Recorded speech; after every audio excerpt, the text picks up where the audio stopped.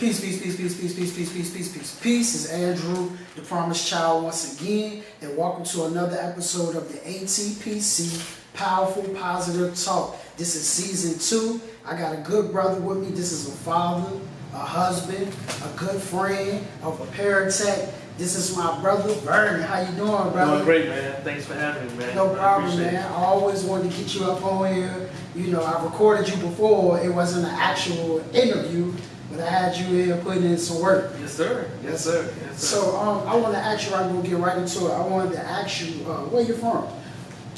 Born and raised in Winston-Salem, North Carolina. And then about my 8th grade year, we moved into another city called Lexington. My dad worked for Philip Morris, so he wanted to be a little closer, so we moved a little closer to Charlotte, North Carolina.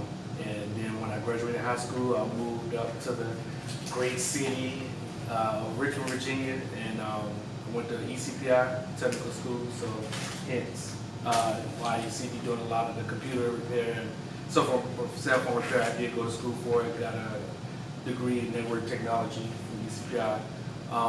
And the plan was to always move back, but God saw fit for something else, so I'm still here. I moved here in 2002, so I've been here for 22 years. 22 years? Yeah. Goodness gracious, right? Yeah, that's good, man. So you like it out here? I do, man. I do. I've grown to love Richmond. You know, I'm still a country boy at heart. Still love North Carolina. I do miss North Carolina, but I've grown to love Richmond, man. I do like the location. I feel like, you know, we're only an hour and 30 minutes from the beach. If you want to go up to DC, you're only another hour and a half, 2 hours, depending on traffic. Even if you want to do some mountain life, so it's a good central location. And then I'm not crazy far from home as well, so if I need to go put my eyes on mom and dad or some of my other family, it don't take me a long time to get there. So yeah, I like Richmond, man. Okay, yeah, I love Richmond. I'm from here. Yeah. So I want to ask you so that people can actually understand you better, right, and get to know you better. What was your childhood like? Childhood, great childhood. Born and raised, again, like I said, in North Carolina. I was raised by my mom and dad. In a church background, you know, I was in church all my life, still live in church. And it made for a great structural upbringing for me. Discipline, dad didn't play, you know, mom didn't play either. But as being a young black man, I'm very appreciative of how my dad raised me. At times I didn't understand or realize what made, you know, why he was that way. But when I became a young man for myself and went to school up here, moved up here, got away from him, I understood what he was preparing me for this world. And I'm very, very appreciative. I tell him to this day, I thank him for how you raised me, you know, trying to instill a lot of those same principles and stuff into my son now and my daughter. So, you know, I'm very thankful of my background. Childhood, I had 3 sisters. I'm the oldest, so I'm big brother. Lord bless me with 3 great sisters, so they are still close to vicinity as well, so we try to get up as much as we can. But yeah, man, it was a great childhood. Like I said, church was first and foremost. Family, first and foremost, you know, it was a real big family, so we always was at my grandma's house or aunts and uncle's house having dinner and just even gatherings, whether it was just a little cookout or something. Then played sports, you know, played football, basketball and stuff. So yeah, man. But outside of church and family, then of course school and education was huge. So you know, I had to be in the books, you know, and make sure I stayed grounded in that as well. So yeah, man. So did you play like high school sports, or was I it did. like more outside? I did. So I did. In high school, I played football my freshman year. I played receiver and cornerback. And then I focused more on basketball because I felt like basketball, that was definitely like my first love. Football was my first love, but basketball I felt like I was a little better in, so I kind of just focused in on that. So I played AAU basketball and stuff like that. What was that experience like? That was really good. It exposed me to, you know, my work ethic I felt like was good, but when you play AAU, you got to work a little harder because you play against guys that's the best of the best, you know. So it made me lock in a little more. It just prepared me too for life as far as, again, in order to reach that goal or reach some things that you want, you gotta work a little harder sometimes. You gotta do something you wouldn't normally do, you know. So it prepared me for what I'm doing now, because being your own business owner, you know, sometimes you have to dig in a little. Some people might understand, it's like you always work this on, but you have to, you know, because if I don't work, I don't eat. You know, I can't provide for my family. Right. So it provided me to be competitive, because people don't like to talk about this aspect no more. Y'all, and I want to, you know, challenge and share with people, we are in a competitive world, you know, and what I mean by that is, you know, when I went to school and I, you know, worked in corporate America for all these years before I became my own boss, I had to compete, you know, and so learning at a young age that, you know, you might lose or you might get knocked down, but get right back up and keep going, because there's somebody that's trying to fight for the same thing you're fighting for. So it prepared me to be adaptable, because there were some jobs that I really wanted, thought I was, you know, more than qualified for, that I didn't get, but I didn't stay in that rut. You know, it just made me feel like, all right, it's okay. I might not get it this time, but I'm gonna work harder to get it this time, or create it, you know. So yeah, man, that experience was really good for me, because it made me see competition, or, you know, when you go up to that next level, it prepares you to work and fight a little harder, you know, because sometimes we might tend to give up when something don't go the way we want it to go or how we think it should go. So. Okay, so I will ask you this. Do you think competition is good, or do you think competition is bad? Because what you would see is, right, you will see a lot of people who will compete, but they feel like they got to bring the next man down in order for them to win when they look at competition. Because when I look at competition, I look at it as, I don't look at it as I want to destroy this person. Mm-hmm. I look at it as this person is pushing me to be the best person or the best version of me.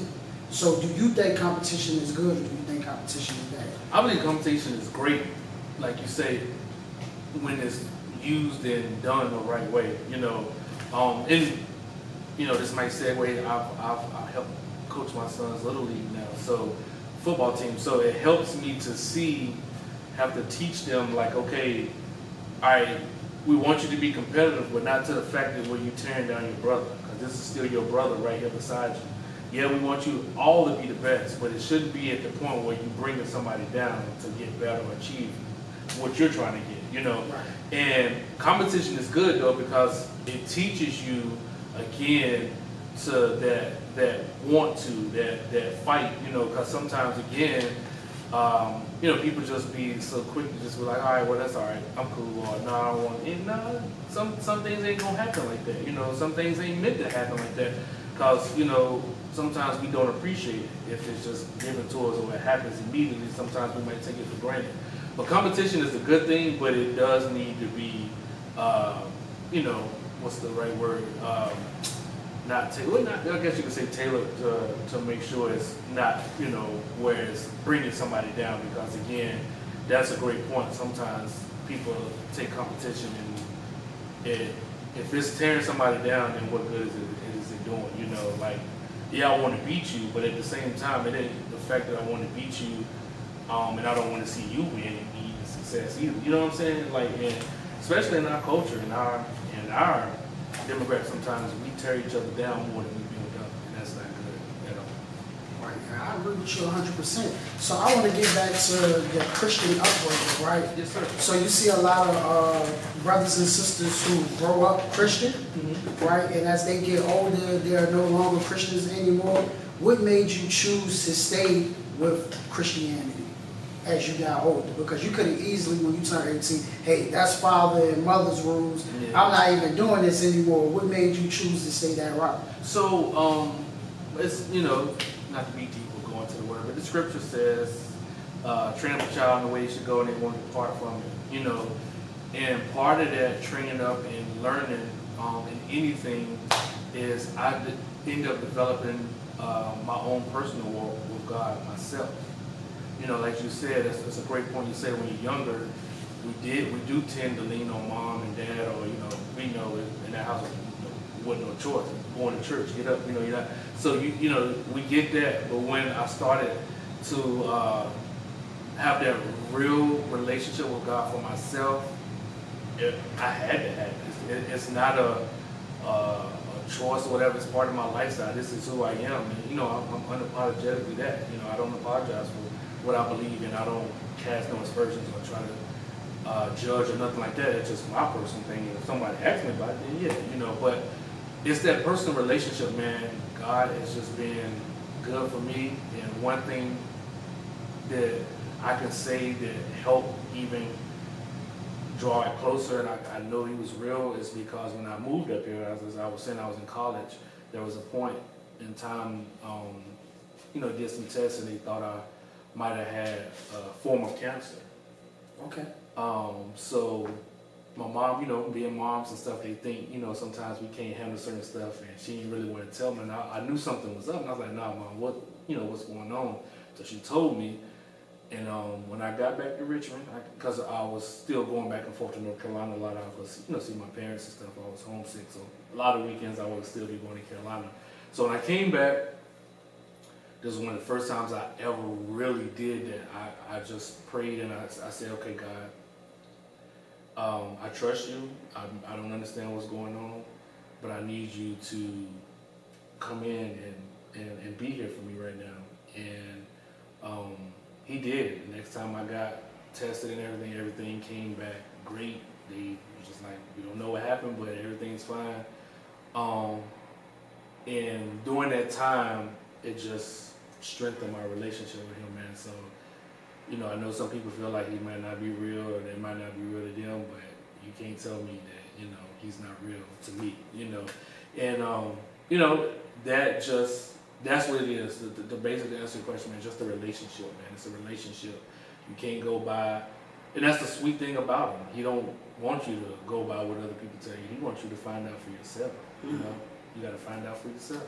That's deep. God is good. Yeah, yes, all the time. Yes, God is good. Yes, he is. That is a testimony right there, and I'm glad that you shared that. Yeah. And I'm glad you didn't give me something generic like, "Oh, I just felt it," or yeah. you know, yeah. like no, you really explained what yeah. God actually did for you. Yeah. You know what I'm saying? And I want to say, man, I'm glad God did that for you. You know what I mean? That God delivered you. And, you know, I can see it in your walk. I can see your humbleness. Yeah, thank you. You know. So I wanted to ask you this as well.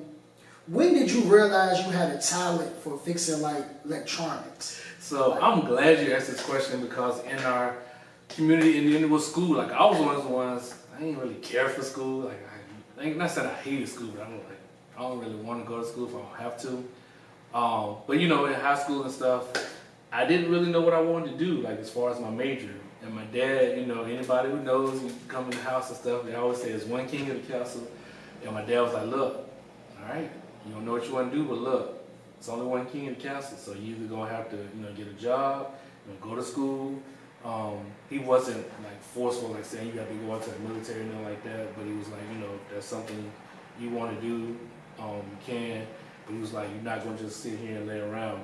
So first half of high school, like I started kind of putting pressure on myself because I'm like, well, everybody else know what they're going to school for. They know, you know, they got their plans, they know the major. So my second, right at the end of the first semester, they said, hey, we offering this computer course for people who want to go, you know, you get to drive off campus, go to the class and learn about computers. And I was like, well, sure, let me just see what it's about. I've always kind of been a person who like to, you know, do stuff with my hands and stuff, but it ain't like, okay, that's what I wanted to do. So what I wanted to do. So when I went to the course, man, I fell in love the first day. Like he started telling us about the stuff, and you know, he started showing us, and I was like, yeah, I like this. I like this. This is it. I just got that feeling. I said, this is it. So I told my dad, like I was like, yeah, I know what I want to do. And I was like, what? And I was like, okay, yeah, that's, you know, and by that time, computers wasn't like crazy. It was big, but it wasn't like, as far as technology, it wasn't like nowhere close to what it is now. Mm-hmm. And I was like, then my logic behind it was like, well, technology is going to always be relevant going forward from here. So I feel like, well, I'll always be able to make money. I always have a job, you know, if I stay in this field. And the rest was history after that, man.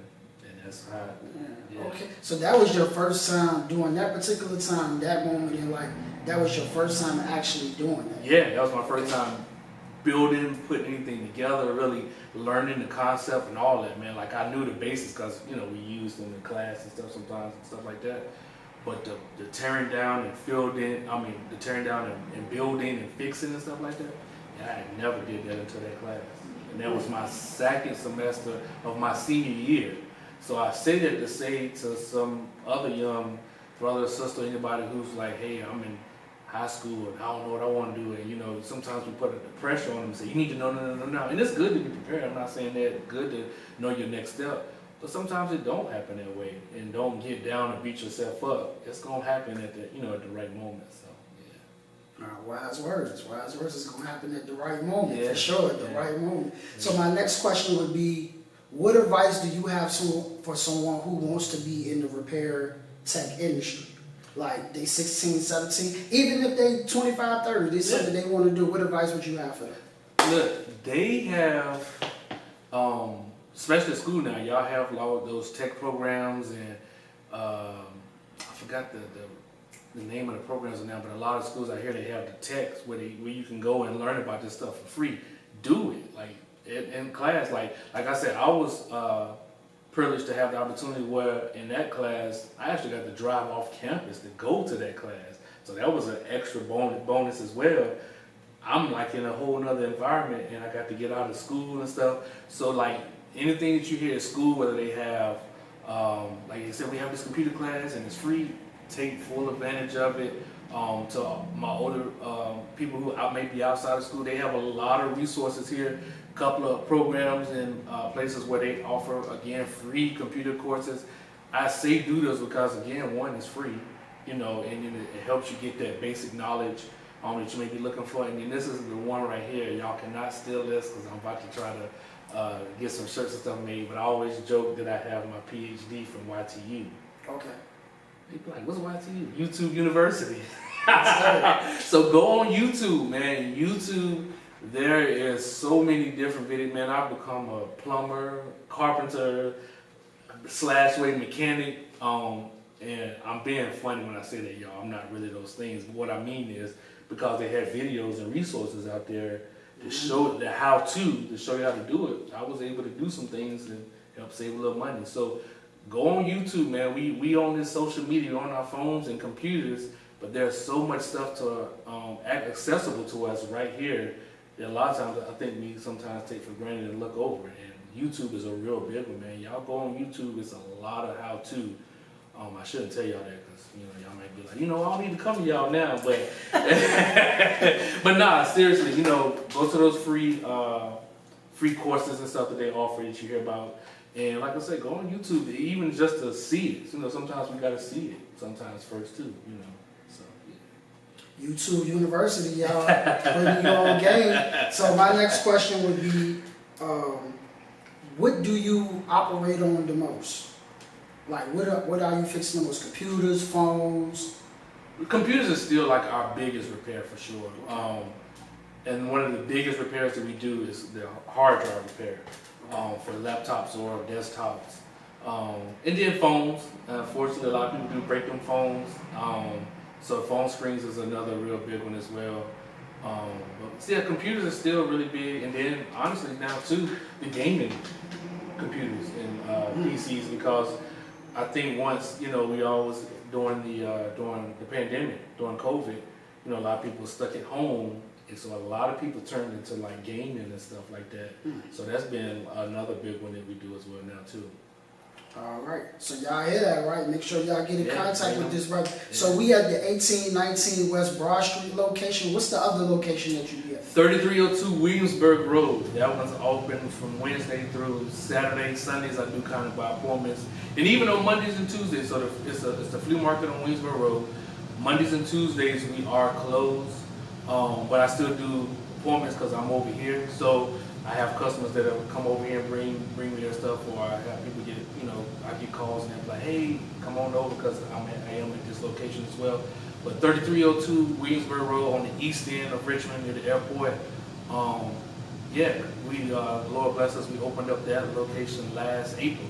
So it's been over a little over a year now. And yeah, business is starting to boom and pick up on that side as well now for us. All right, so we almost at the 20-minute mark, and I want to ask you this last question. What are the 5 things that motivate you? And before he answers this question, part 2 will be coming soon. But what are the 5 things that motivate you? Yeah, that's a great question. Number 1, definitely, is God. Okay. That's the first and foremost. Number 2, put it together.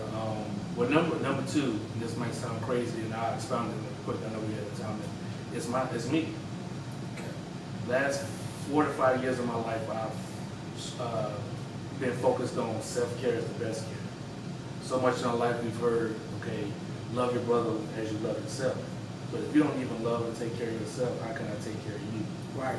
So I got to make sure I'm physically, spiritually, mentally, everything good, because in essence it helps me to be the best Vernon possible, which if I'm the best me, then I can be the best husband, father, brother, you know, that makes sense. So me, and my wife and my kids, I pretty much do everything, the moves I try to make is for them.